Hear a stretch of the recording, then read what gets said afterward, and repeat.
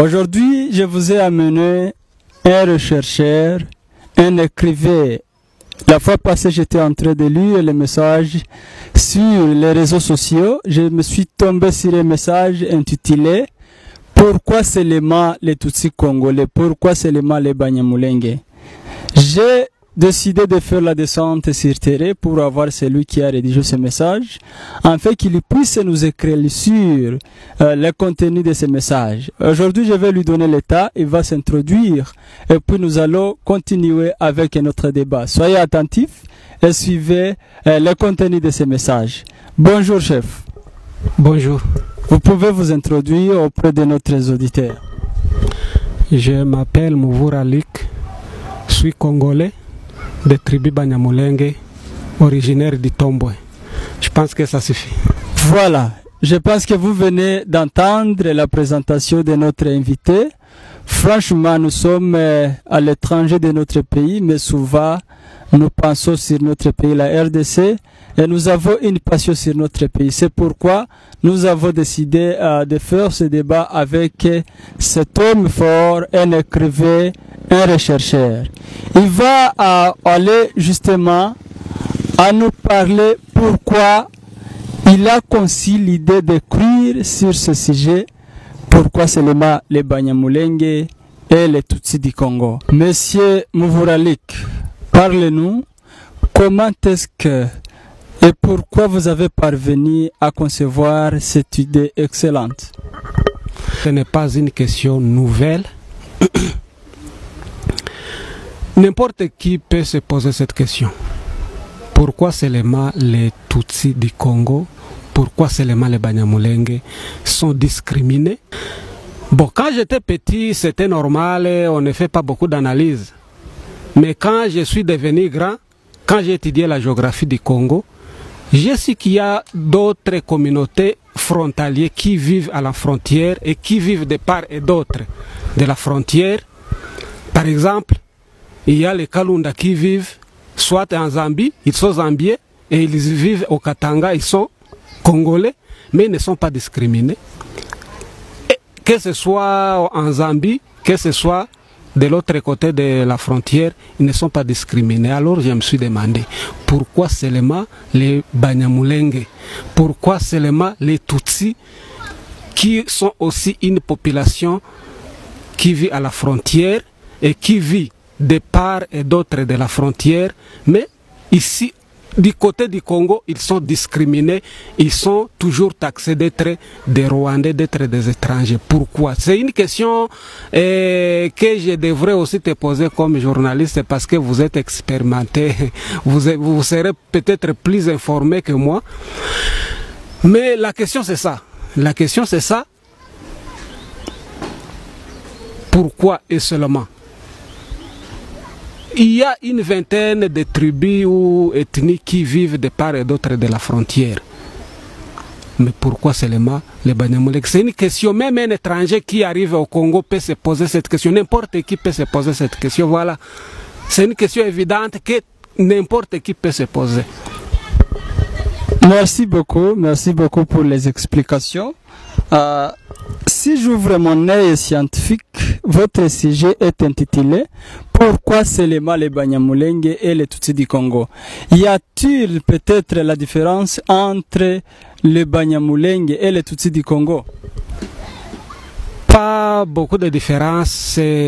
Peut-être que vous avez étudié la mathématique, un ensemble qui est inclus dans un autre ensemble. Les Tutsis, c'est un grand ensemble. C'est un groupe très complexe qui englobe beaucoup de tribus, beaucoup d'ethnies et éparpillées dans beaucoup de pays. Mais les Banyamulenge, c'est une communauté du Congo, mais qui est inclue dans cette grande assemble ethnique. Merci. Tu peux nous parler alors quelle est l'origine des Banyamulenge ou soit l'origine des Tutsis congolais qui sont discriminés comme vous l'avez dit? Les origines sont multiples selon beaucoup d'écrivains. Si vous avez lu les livres du fait Mutambo Jondwe, et selon la tradition, notre tradition orale, il y a beaucoup d'écrivains qui ont écrit sur les origines de Banyamulenge. Les Banyamulenge seraient originaires du Rwanda, du Burundi, de Tanzanie. Et il y a une autre faction dans les Banyamulenge qui sont d'origine, qui prennent leur origine dans les tribus voisines de Banyamulenge, là au Congo.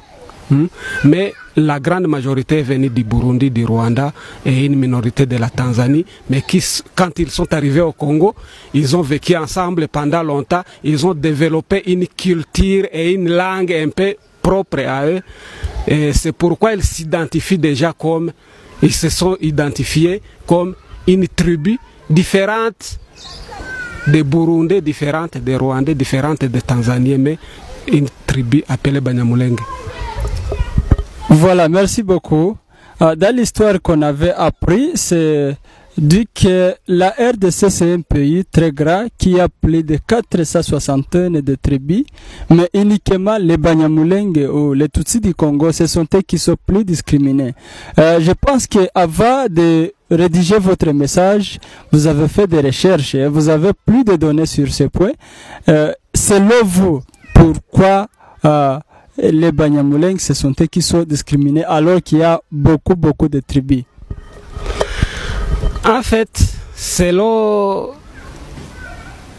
les recherches que j'ai faites, la cause est politique, et plus politique que tribale. La discrimination des Banyamulenge dans cette région, dans la région dans laquelle ils vivent, commence à l'époque de la rébellion mouléliste. À l'époque de la rébellion mouléliste, il y a eu des conflits entre les Banyamulenge et les tribus voisins. Après les conflits, après l'échec de cette rébellion Simba, communément appelée mouléliste, il y a des Babembe. Donc, si je reviens un peu en arrière, la rébellion, donc le mouvement de la rébellion mouléliste était principalement soutenu par les Babembe et les Bafulero.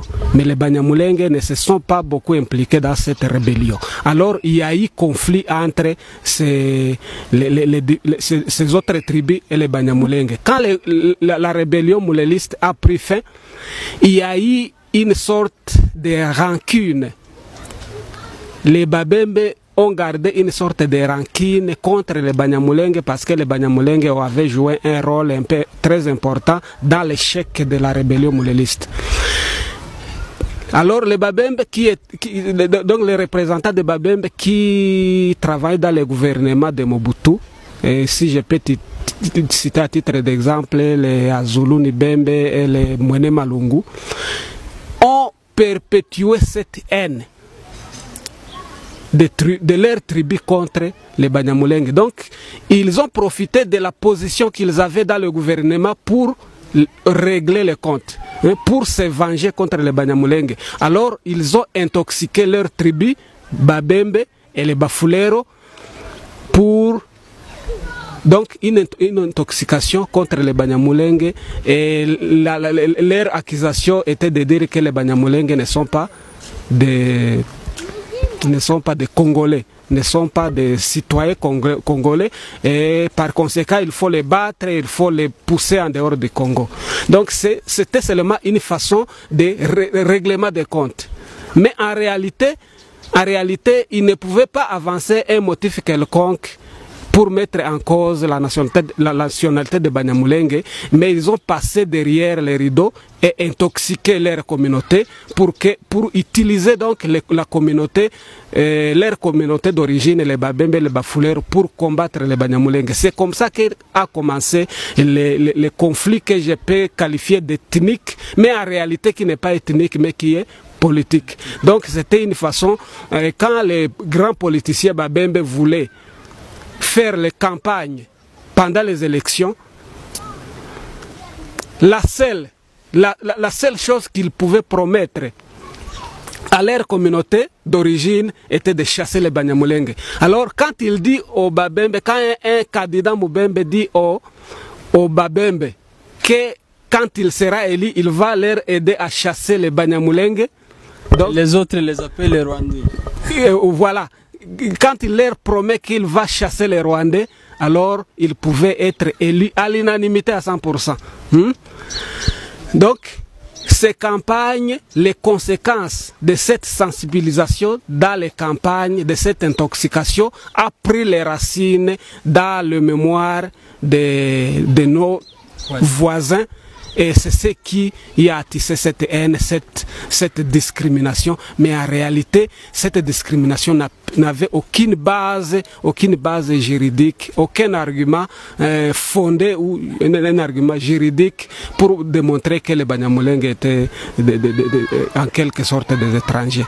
Mais c'était seulement une intoxication politicienne. Voilà, c'est tout ce que je peux dire. Merci beaucoup, Monsieur Mouvoura.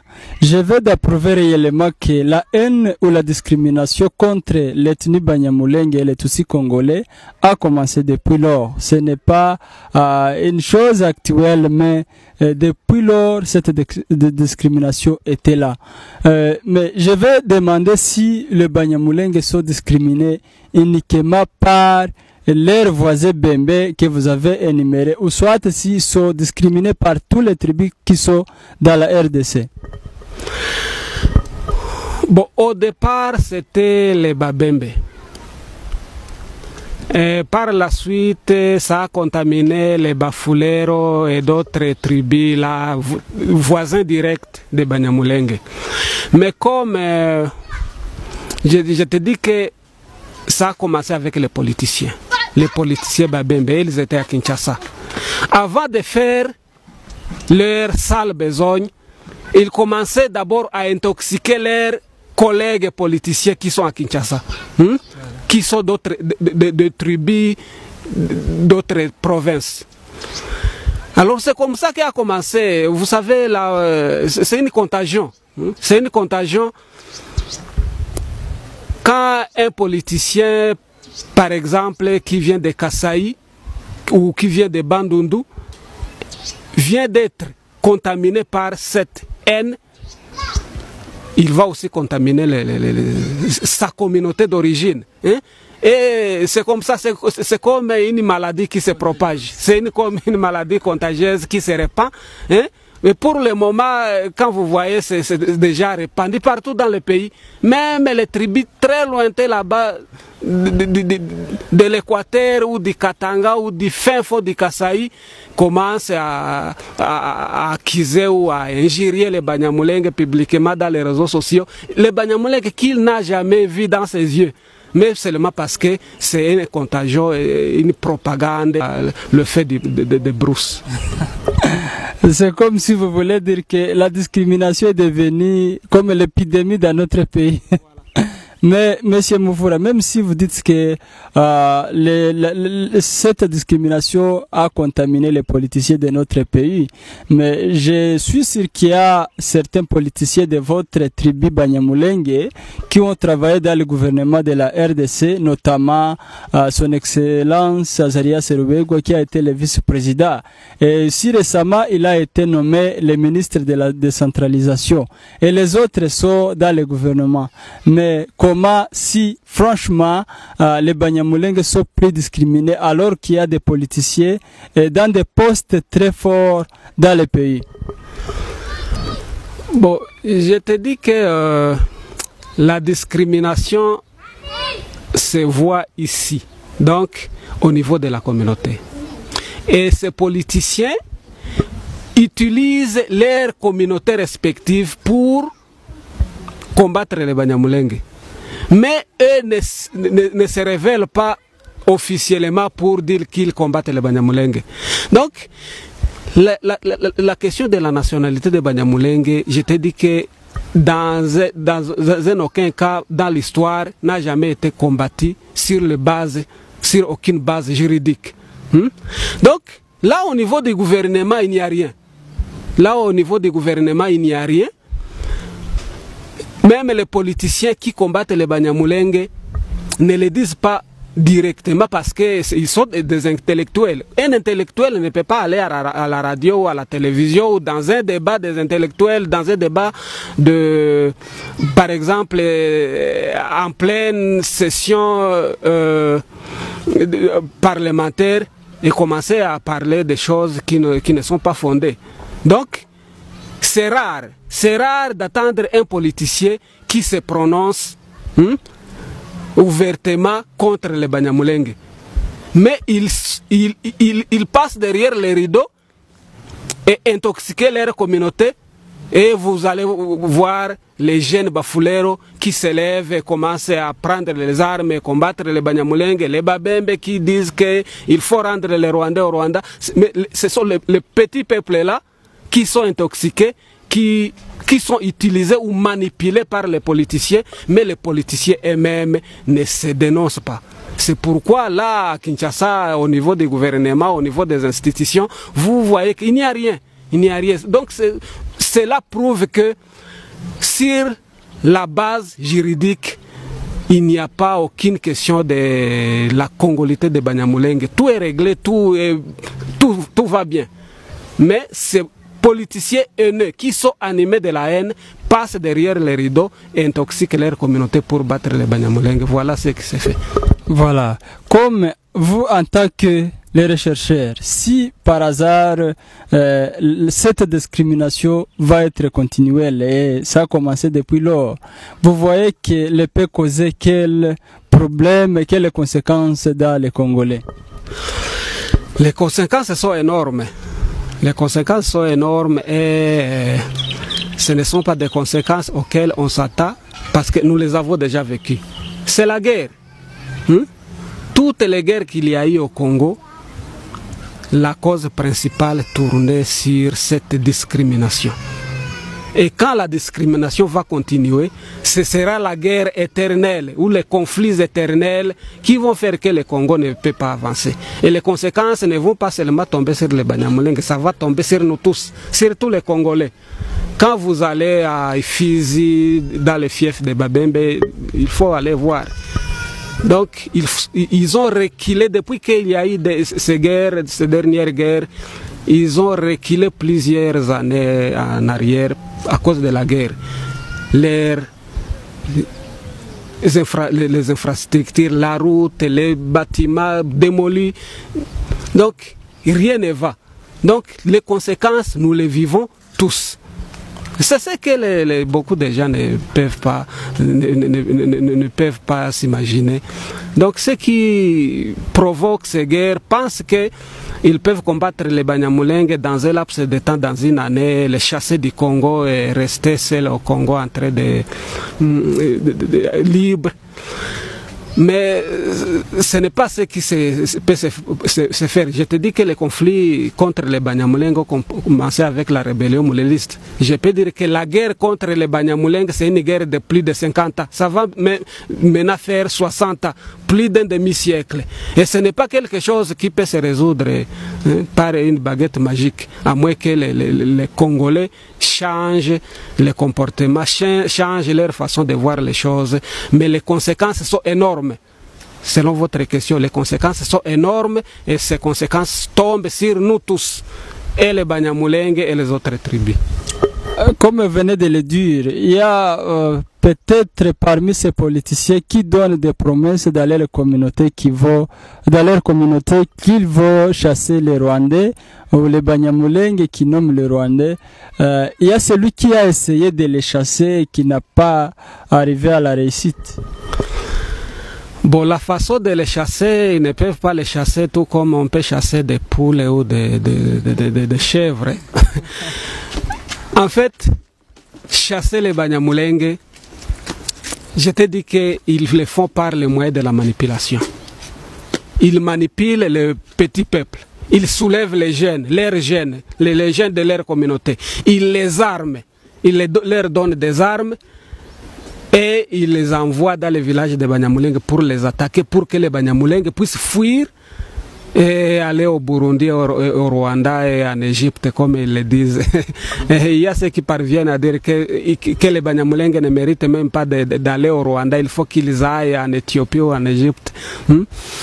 Donc, ils ont essayé, ils ont tenté à plusieurs reprises pour en créer des milices. Si vous voyez, si vous attendez parler de milices, Maïmaï tel, il y a beaucoup de factions de Maïmaï. Et tous ces Maïmaï sont créés dans un seul but de chasser les Banyamulenge. Et les Banyamulenge sont toujours combattus.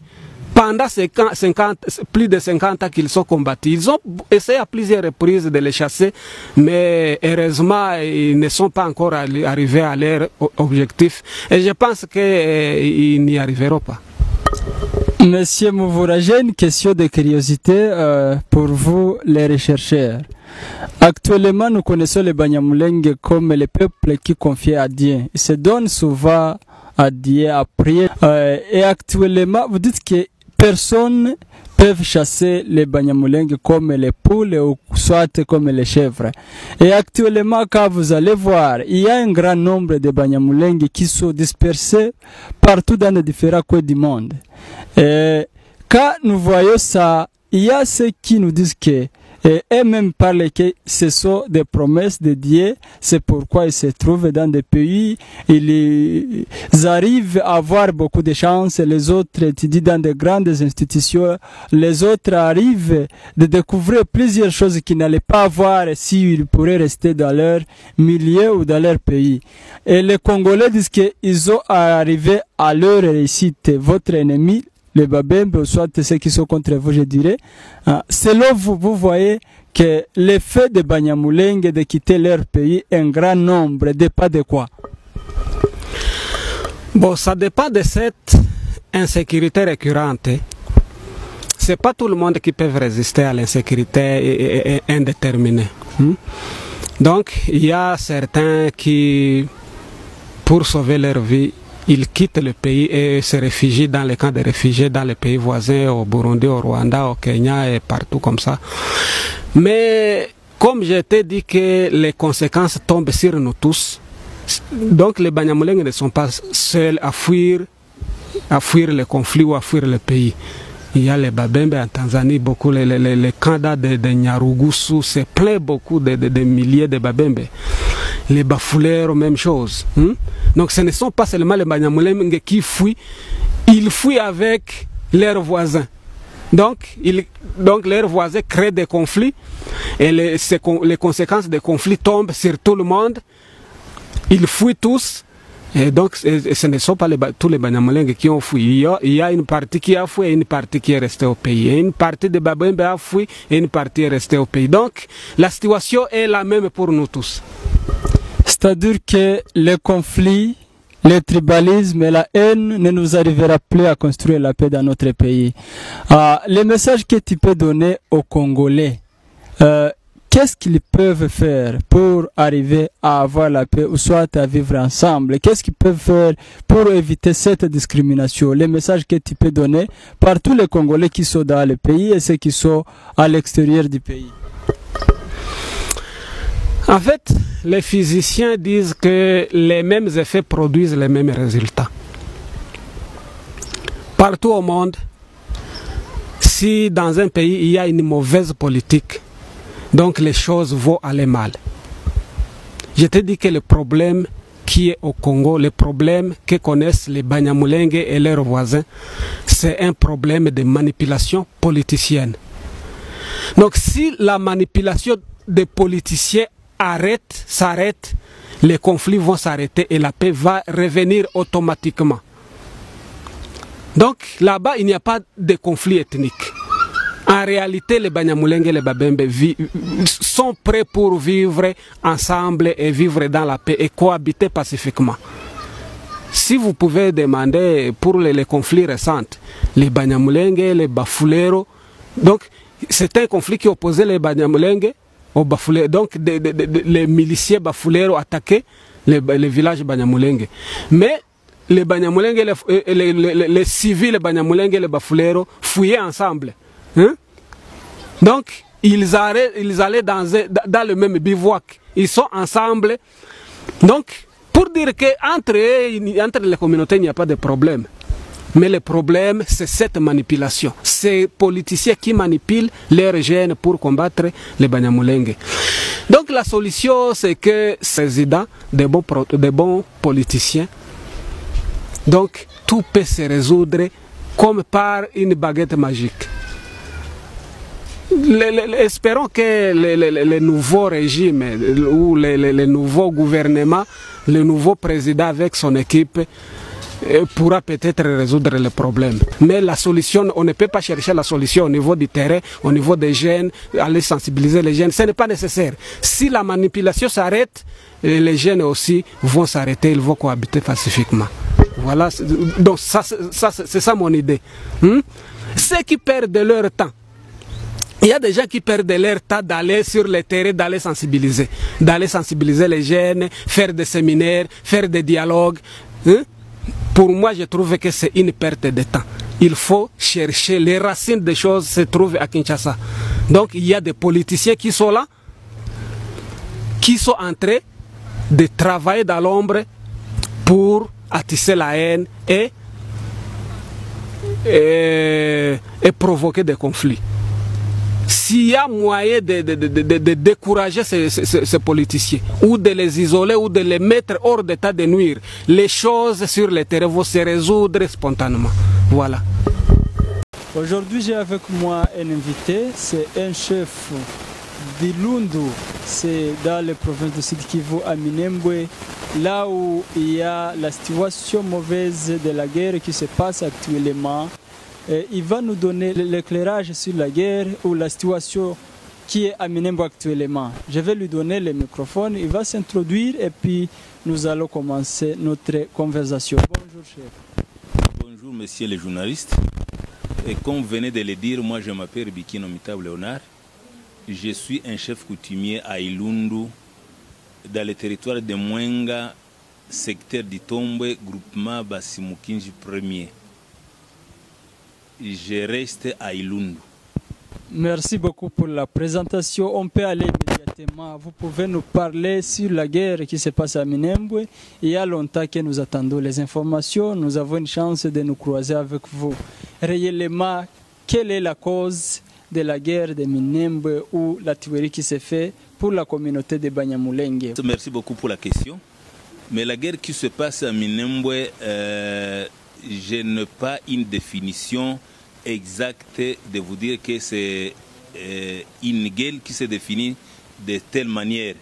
Mais seulement, à ma connaissance, je dirais que la situation qui se passe à Minembwe, c'est vraiment la question de mauvaise gouvernance.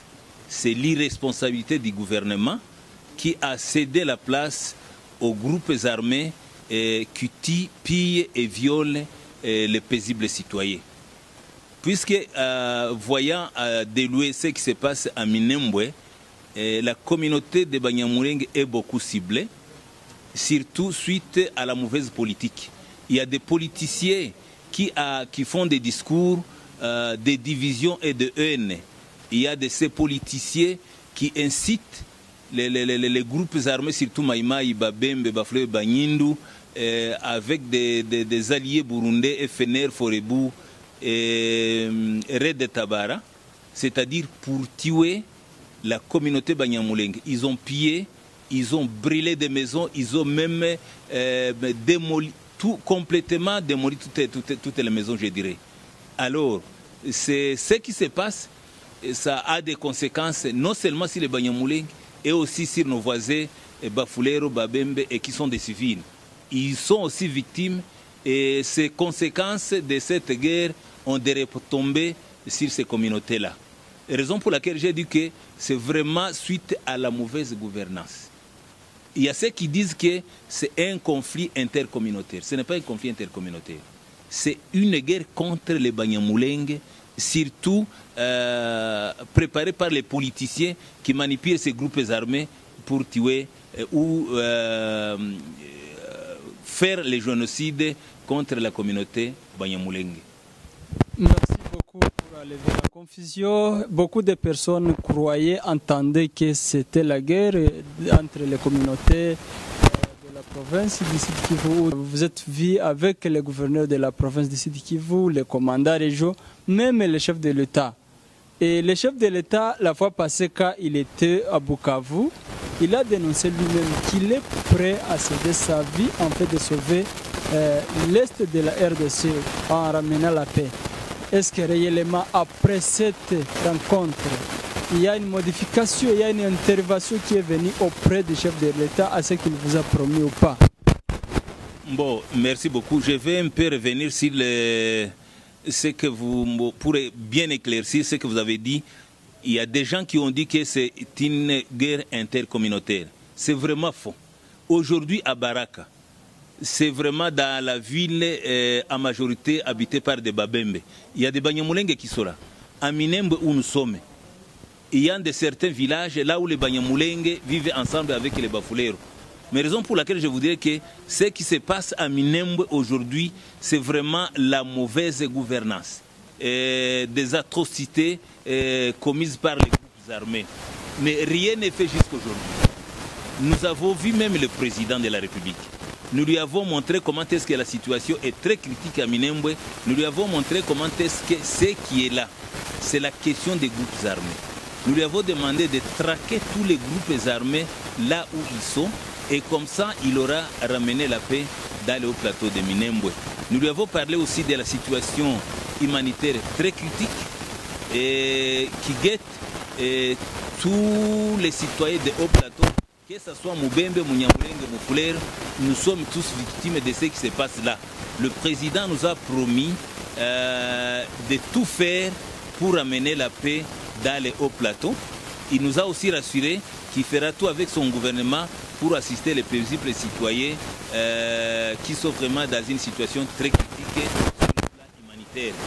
Est-ce que vous voyez que son intervention vraiment va aider les gens alors que ça devrait être une intervention urgente? Merci beaucoup pour la question. Justement, ça devrait être une intervention urgente. Mais comme nous n'avons pas d'autres choix, mais nous allons toujours faire plaidoyer, nous allons toujours toquer à la porte pour rappeler à Monsieur le Président et toute son équipe pour voir comment est-ce que vraiment ils peuvent sauver la vie de ces paisibles citoyens qui sont en péril. Monsieur le chef Bikino, je crois très bien que les Banyamulenge, actuellement, vous avez les autorités au niveau du gouvernement du Congo, vous avez les autorités au niveau du service militaire, les généraux et les autres. Quelle est leur intervention au prolata de ces problèmes? Et peut-être ils interviennent d'une manière ou d'une autre que le Banyamulenge peut avoir l'espérance. Bon, je pense que dire que nous avons des généraux, des ministres et d'autres, bon, ils sont dans les gouvernements. Ils sont dans les gouvernements. C'est que moi, je sais, à ma connaissance, je connais qu'il faut beaucoup de plaidoyer au niveau du gouvernement pour qu'une réponse rapide soit trouvée aux problèmes qu'a rencontré la population Banyamulenge. Ce n'est pas surtout seulement les Banyamulenge, il faut des interventions et des plaidoyers pour que le haut plateau puisse encore retrouver la paix. Et le haut plateau est habité surtout par les communautés Babembe, Bafouleiro et Banyindu, même si aujourd'hui c'est la communauté Banyamulenge qui est ciblée, mais je pense que nous sommes tous appelés encore à vivre ensemble. Nos généraux, comme vous le dites, et le ministre, les députés, ce qu'il faut, mais je connais qu'ils sont en train de faire plaidoyer, de faire pression au gouvernement pour qu'une solution rapide soit trouvée et que la paix soit rétablie dans le pays. Voilà, ça c'est une seule chemin, je dirais, d'une intervention. Mais les Banyamulenge ont beaucoup de problèmes. Nous avons les gens qui ont quitté leur maison quand la pluie pleuvoit. Ils sont sous la pluie, ils n'ont pas là où ils peuvent s'abriter. Il y a les autres qui n'ont quoi à mettre sous la dent. Est-ce qu'ils ne peuvent pas aussi contribuer d'une manière financière pour intervenir à cette population? Bon, jusqu'à présent, ils n'ont pas encore fait de contributions, soit en matière d'argent, pour par exemple construire des abris ou acheter des nourritures. Il y a des assistances humanitaires qui nous parviennent à Minembwe pour des assistances d'urgence pour assister les familles déplacées qui souffrent vraiment de la famine. Mais je pense que ces assistances humanitaires nous parviennent à Minembwe grâce au plaidoyer de ces autorités que vous venez de citer, soit les ministres ou nos ministres ou nos députés ou les généraux. Mais à leur niveau, en vrai dire, je n'ai pas encore vu de moyens financiers pour pouvoir assister ces déplacés. Mais je pourrais aussi poser une question encore au prorata de cela. J'ai attendu à Beni la fois passée, il y avait aussi des mêmes situations. Mais il y a un député de cet endroit qui a décidé de céder son service dans le gouvernement pour aller mourir avec sa population.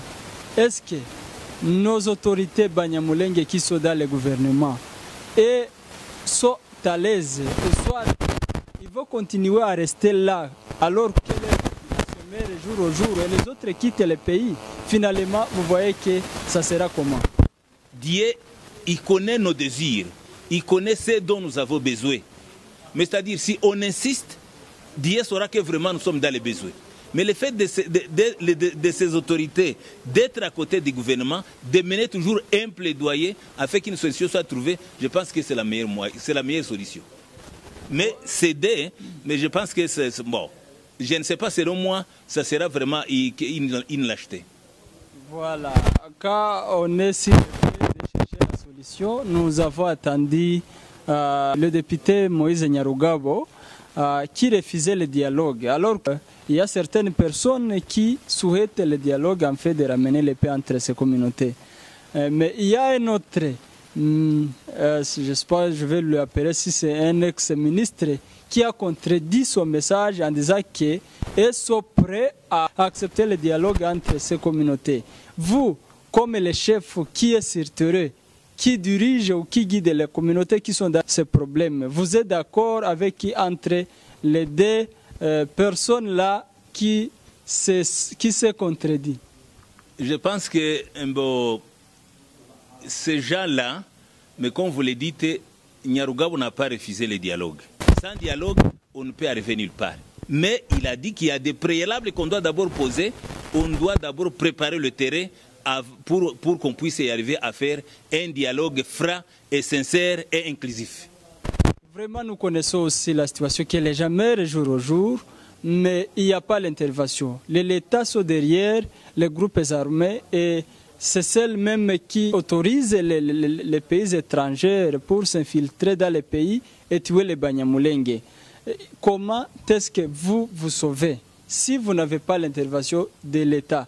Les Banyamulenge fait quelle autodéfense ou soit s'intervient de quels moyens pour qu'ils puissent se protéger? Bon, la question est très complexe.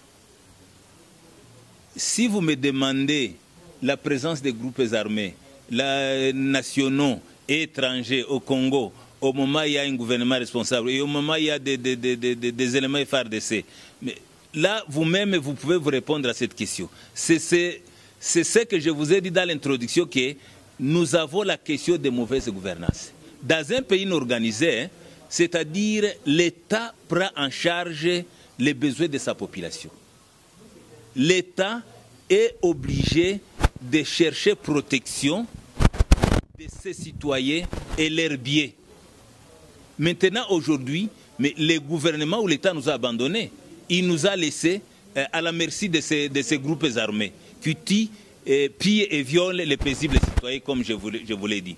Maintenant, pour les Banyamulenge, mais qu'est-ce que nous allons faire? Mais on fait quand même, on fait l'autodéfense. On n'a pas d'autre choix. Quand on est menacé de mort, est-ce qu'on va croiser les bras? On cherche le moyen quand même pour faire l'autodéfense et voir comment est-ce que nous pouvons survivre. C'est toute population Munyamulenge. En commençant par les enfants, les femmes, les vieillards, les jeunes, ils sont tous Twirwanéo. Qu'est-ce qui fait Twirwanéo? Mais c'est-à-dire, si vous venez m'attaquer, même si je n'ai pas une arme, je vais me protéger avec les mains en train de voir comment est-ce que je vais faire ma protection. Comme ça, je suis en train de faire quoi? Je suis en train de mener l'action de dire Twirwanéo.